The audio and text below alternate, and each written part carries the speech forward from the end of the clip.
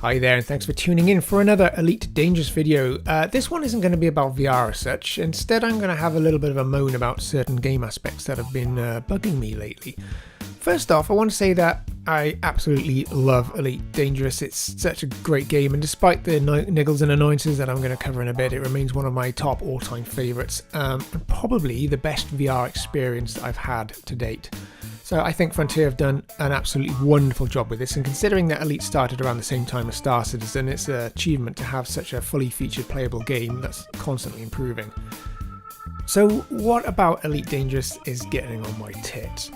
Well, first of all, of course, there is the almighty grind. Now, this is something that a lot of people lately have been moaning about, and I fully realise that grinding is a valid and necessary mechanic in any game where character progression is necessary. And Elite Dangerous is no different in that respect, only instead of your character being a sword-swinging, armour-clad, hairy green bloke with pointy ears, it's a spaceship. But I suppose the term grind is attributed to this process when the experience becomes tedious, and inevitably when an experience is tedious, players will seek to expedite the desired result by exploiting the game in some way. Arguably, this will leave one feeling rather deflated in light of their hollow achievements. However, there are a few different grinds within Elite, and some are relevant and therefore meaningful, such as combat exploration and trade ranking, but others are simply craptastic, and the most craptastical example of this in my experience would be naval rank progression.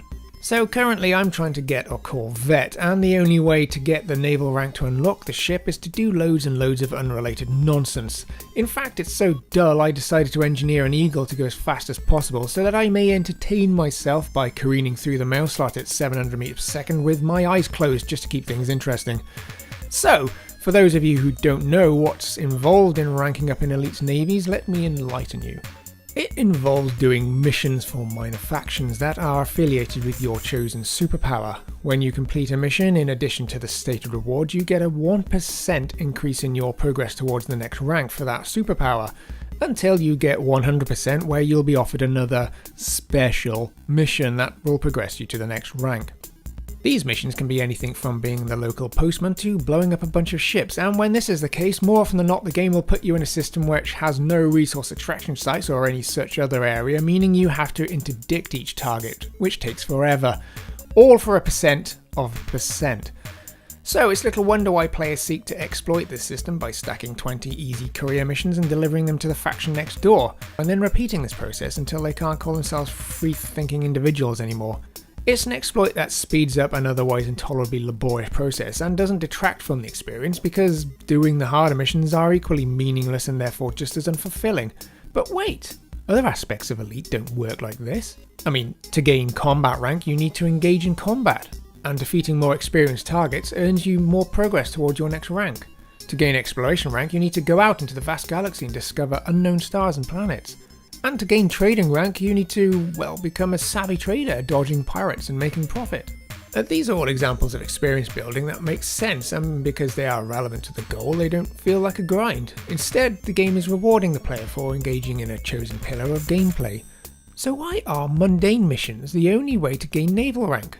It's not relevant, and it's tedious, and worst of all, it denies game assets for not engaging in the practice that's not related to the asset itself. If we think about it, it's an odd concept really. Imagine Captain Picard having to do 700 delivery missions in a flying space van before the Enterprise was unlocked. Who needs the Academy when he can just deliver heaps of space porn? So it seems that Frontier has not put a great deal of thought into naval progression. Now, I'm not going to say that they're lazy because I work in software development and I know what kind of environment they're in, which is one that's probably focused on a set of more pressing goals towards the Elite Dangerous big picture, and they all had to be done by yesterday. But let's speculate for a second and think how naval progression could be made better. Firstly, I feel it needs to be relevant to the Federal or Imperial Navy, and that doesn't mean that you should be able to join both. I'll come back to that later on. So you should have to sign up and make a commitment to a particular superpower, and then maybe engage in some kind of naval activities to progress your standing. What these activities are is a more difficult question, because I doubt offering up a storyline for each superpower is in keeping with Elite Dangerous's organic rhetoric. In fact, one of Elite's most unique virtues is the fact that it doesn't give a crap about you, and you can just get on with whatever you feel you want to do. A bit like life, really. But surely if you're going to join a superpower with a chain of command and an agenda, then the game should dictate some kind of structure at least. And perhaps that agenda can evolve with the game as it evolves, as each superpower wins or loses systems, or as Thargoids move in, etc.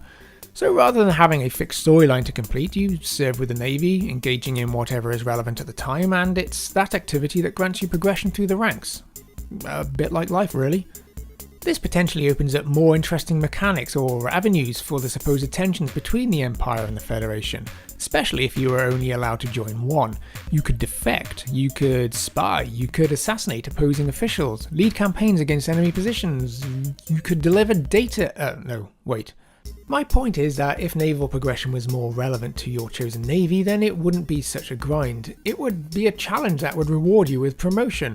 I could earn my Corvette by being an active member of the Federal Navy instead of merely acquiring the right to buy it by being the space equivalent of a medieval messenger boy. So that's enough about naval ranks. We all know there's a problem there. What about engineers? So engineering is another aspect of Elite that I love and hate. I love the fact that I can modify my ship beyond its manufactured capabilities, which really appeals to me because I tend to modify most things in my life anyway. Elite already gave us the ability to define the roles for our ships by altering their loadout, but engineering allows us to change the core characteristics of those ships, making them really useful or fun. So some might argue that this is effectively game breaking, but I tend to disagree because each modification has its own kind of balancing mechanics. So you might be able to make your cargo ship go really fast, but it's probably going to cook itself to some extent as well. So of course there is a certain level of grind that's required to access these modifications in the collection of the materials or data required for the specific recipe. However, this is not what I would consider a bad grind because it's relevant to what you're trying to achieve. Furthermore, it's the kind of thing that can often occur as a result of something else. For example, you just blew up a badass anaconda, found some top loot floating in the wreckage, and now you have a moment of elation when you realise you have all of the stuff for that thing you really wanted to make. On the flip side of that, getting materials from planets by driving around and blasting big rocks into small rocks is a little more tedious, but nonetheless relevant. And like in real life, if you were to inexplicably find yourself in the wilderness, you'd have to go out and collect items to make pants, or fire, or shelter, or a death ray to kill your friends for drugging you and dumping you in the wilderness without any pants, or whatever. It's necessary, so it's not such a chore. Where it gets bad, and this is the bit that I hate, is that the engineer will take your hard-earned materials and waste them in what is probably the most ill-considered crafting system ever. So, for those of you who have not yet had the pleasure of employing an engineer's services, the premise is that you hand over a specific combination and quantity of materials, and from that, the engineer will generate your modification. Yes, generate, as in randomly produce an increase or decrease of the given attributes for a module within some ranges that are based on the grade of the modification itself. You'd be wrong if you thought that handing over specific materials in specific quantities would equate to a specific result. Each time you generate this result, you use up your hard sought materials. So, if you're not happy with the shite that the engineer has come up with, or you think you can do a bit better, you can roll again, using up more materials, if you've got them, that is. Of course, the next throw of the dice might not yield as good results as the ones you've just discarded, using up more of your precious money, materials. Well, there's another word for this activity. Oh yeah, gambling. And to further fuel your impending addiction, there are secondary effects which can modify those random values further, sometimes favourably and sometimes not. Questionable ethics aside, it's just a bloody stupid way of doing things. What if we applied this to real life? Imagine you wanted your car to stop quicker and took some upgraded brake components to your mechanic. These consisted of 4 brake discs, 4 calipers and 4 sets of brake pads. So those constitute your materials which you've worked long and hard to get. You'd expect the result to be better stopping power defined by the materials themselves, and as you've provided high quality components, you would be justified in thinking you're going to get a significantly better performance. But wait, the mechanics somehow only managed to make them 20% as good as they could be, and adds 4 tons of weight to your car as a secondary effect. So what is this system modelling? Do engineers have bad days? Well, I guess so, they're only human after all, but this would be like saying that the mechanic that fitted your brakes in the earlier example forgot some of the brake fluid and filled your car with bricks. That's not a bad day, that's incompetence and sabotage. Okay, so really speaking, I figure that the reason why Frontier gave us the Gamblertron 3000 crafting system is to provide uniqueness between player ships. Each modification is slightly different, and I get the need for that. I mean, after all, in real life, no two cars are exactly the same, no two engines produce exactly the same power, even though they've been produced in exactly the same way in the exactly same factory. But surely there's a better way to do it. So as I said, yeah, I get the need for it, otherwise we'd just end up back at square one, except on steroids. Now, at the time of making this video, I have heard that the roulette wheel is going to be overhauled so that subsequent spins will only yield better results. This is an improvement as it means you can get better modifications if you collect more stuff. However, I'd still prefer a more predictable result for my toils.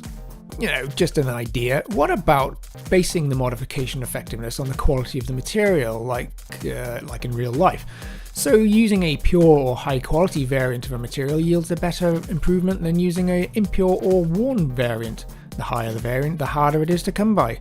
Of course, I'm not suggesting that Frontier overhaul their entire crafting and material system to entertain my ranting. I'm merely pointing out that the current system could use a bit of improvement, and I'm sure it will be addressed as I'm not the only person moaning about it. So, gambling and grinding aside, there are a few other questions that I want to put out there. Why was the decision made to make Hatchbreakers go through shields? What was wrong with having to take down a ship's shields before trying to attach a Hatchbreaker? I mean, that makes sense. You should earn the right to steal a cargo, not just drift up in a sidewinder and rob a heavily armed target while it's busy with something else. Actually, that sounds pretty cool. But I'm confused. Shields stop any other solid object like missiles, flak, bullets, shells, space stations, other ships, asteroids, planets, but Hatchbreaker Olympics can pass straight through? Is this because we can scoop cargo without lowering our shields? I mean, how does that work? If this were a popular sci-fi franchise beginning with the word star, then I guess the explanation would be that they emit a specific frequency that allows them to pass through the shields. Okay, but in that case, why not use the same technique to bypass the ship's shields and plough the hull with bullets? It just doesn't make much sense.